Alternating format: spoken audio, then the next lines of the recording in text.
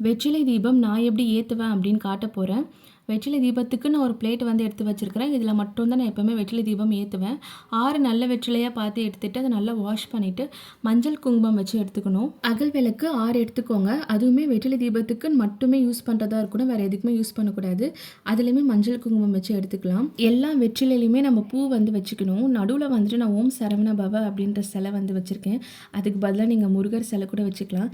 எதுவுமே இல்லை அப்படின்ற பட்சத்தில் நம்ம வெறும் வெற்றிலையை மட்டுமே வச்சுட்டு விளக்கு ஏற்றலாம். விளக்கில் நெய் போட்டு ஏற்றுறது ரொம்பவே நல்லது. நம்ம விளக்கு நல்ல நெய் கூட யூஸ் பண்ணிக்கலாம். ஆனால் நம்ம நெய்யில் வந்து விளக்கு ஏற்றும் போது இன்னுமே நல்ல பலன் தரும். பிரசாதம் பொறுத்த வரைக்கும் எந்த பிரசாதம் வேணாலுமே வைக்கலாம்.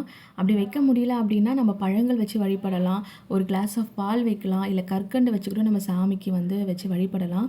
நான் வந்து செவ்வாய்க்கிழமை அண்ட் சஷ்டி நாட்களில் வெற்றிலை தீபம் வந்து ஏற்றுவேன். வெற்றிலை தீபம் ஏற்றி வழிபடும் போது நம்மளுக்கு மனசுக்கு அவ்வளோ நிம்மதியாக அவ்வளோ சந்தோஷமாக இருக்கும்.